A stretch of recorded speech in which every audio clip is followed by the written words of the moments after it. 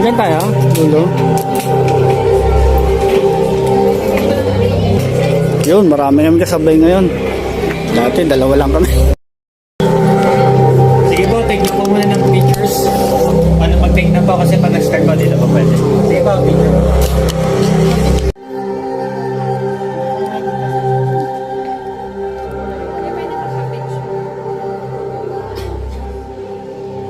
Seatbelt mo, okay na? Okay na po, paki-double check po laser gun kung connected sa upuan.